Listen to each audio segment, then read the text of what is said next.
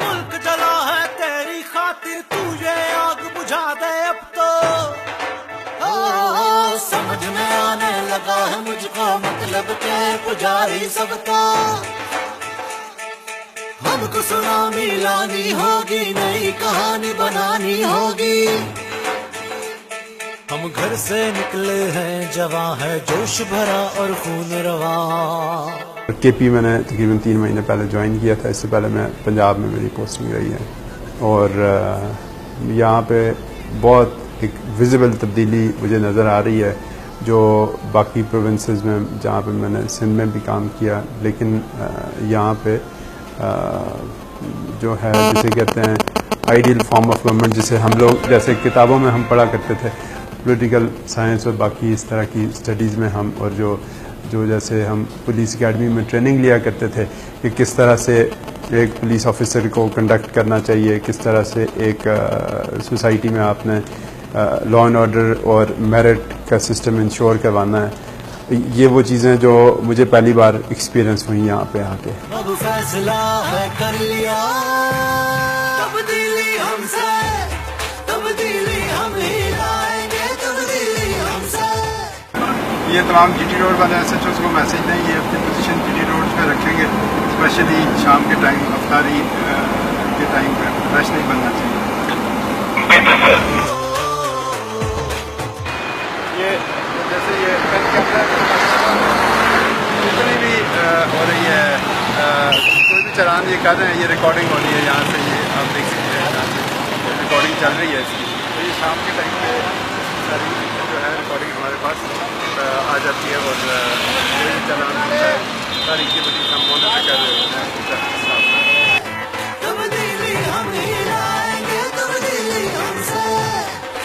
एक तो यहाँ पे पॉलिटिकल इंटरफेरेंस ज़ीरो है। यहाँ पे कोई इवन आपका जो छोटे लेवल पे एक स्पाई की भी जो ट्रांसफ़र होती है वो भी किसी सिफारिश से नहीं होती है। उसकी वजह यह है कि यहाँ पे पॉलिटिकल इंटरफेरेंस नहीं है, पॉलिटिकल प्रेशर्स नहीं है कि जो हमें मजबूर करें कि आप चीज़ों को हैंडल करते जाएं, और जैसे होता है कि चीज़ों को आप हैंडल करने के चक्कर में उन्हें आप पोस्टपोन करते जाएं। प्रॉब्लम एग्जिस्ट कर रहा होता है लेकिन आप उसे पोस्टपोन करते जाते हैं कि चलो जब हालात ठीक होंगे फिर हम शायद कर लेंगे, शायद पॉलिटिकल गवर्नमेंट या कोई ऐसी चीज़ हमारी फेवर में होगी तब चीज़ें ठीक कर लेंगे।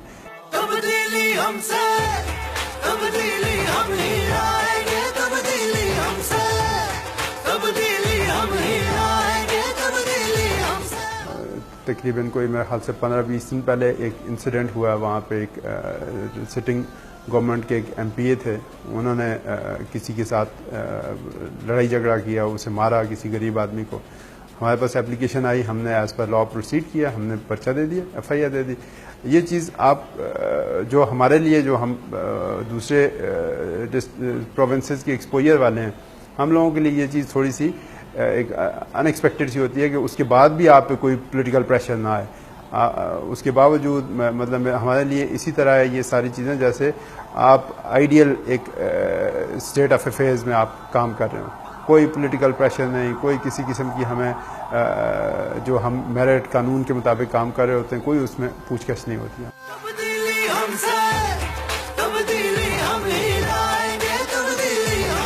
अभी आपको टूरिस्ट फैसिलिटेशन सेंटर दिखाते हैं, चूँकि हरीपुर सारे KP की जो अप कंट्री आप जितनी भी ट्रैफिक जा रही है गिलगित तक और चीन तक, वो यहीं से होके जा रही है। तो ये हम लोगों ने फैसिलिटेशन सेंटर एक बनाया है। इसमें जो भी विजिटर्स आते हैं, जो टूरिस्ट आते हैं, उन्हें रोड्स के बारे में इंफॉर्मेशन, रोड्स खुले हैं नहीं खुले, ट्रैफिक की क्या पोजीशन है, ट्रैफिक कहीं जैम्स तो नहीं है, और इसके अलावा उन्हें जो होटल्स वगैरह के बारे में इंफॉर्मेशन चाहिए होती है, या इलाका की कौन सा इलाका का कहीं पे वाइल्ड लाइफ है, कौन सा इलाका देखने के काबिल है, कोई हाइकिंग वाले आते हैं, हाइकिंग वालों को गाइड किया जा सकता है, कौन से वाला ज़्यादा हर एक की अपनी इंटरेस्ट के मुताबिक हम चीज़ों को गाइड करते हैं। यहाँ पे एक लेडी कांस्टेबल भी है और एक मेल कांस्टेबल भी है जो फैसिलिटेट करते हैं लोगों को।